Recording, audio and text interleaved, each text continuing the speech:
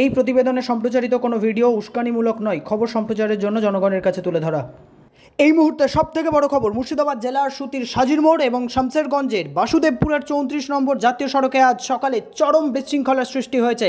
সেখানে পথ অবরোধ করেছেন স্থানীয় বাসিন্দারা। তাদের অভিযোগ, তারা পরিযায়ী শ্রমিক হিসেবে উড়িষ্যায় গেছিলেন কাজ করতে, সেখান থেকে এই ধরনের সেখানকার প্রশাসন তারই প্রতিবাদে আচার করে তাদের তাড়িয়ে দিয়েছে। তাদের মারধর করা হয়। বাসুদেবপুরে শামসেরগঞ্জ থানার অধীনে বাসুদেবপুরের 34 নম্বর জাতীয় সড়কে পথ অবরোধ করেন।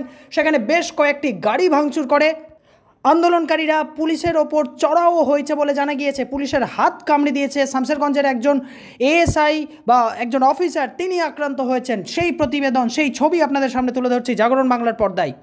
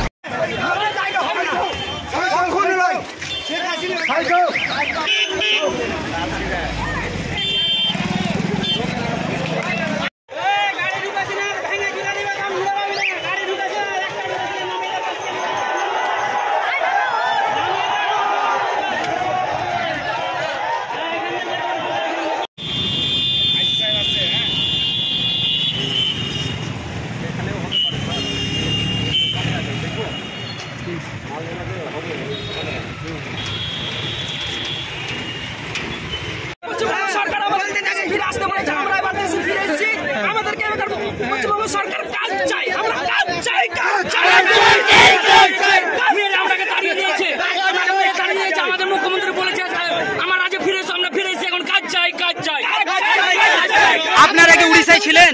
আমরা উড়িষ্যায় ছিলাম। আমরাকে উড়িষ্যা থেকে মেরে তাড়িয়ে দিয়েছে। কি কাজের উদ্দেশ্যে গিয়েছিলেন? আমরা ফেরি করতে গিয়েছিলাম। গ্রামে যে আমরাকে মেরেছে, বুকে লাত মেরেছে, আমার বুকে লাত মেরেছে।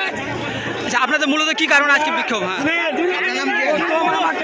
ডাকলে পুলিশে পর আধার কার্ড নিলে, আধার কার্ডের জেরক্স দিলাম। এটা কোন জায়গায়? এটা বাংলায় না উড়িষ্যায়? সম্বলপুর ডিস্ট্রিক্ট জমিন কিরা। তারপরে বলছে পুলিশে তোদের ব্যবস্থা নিতে পারবো না।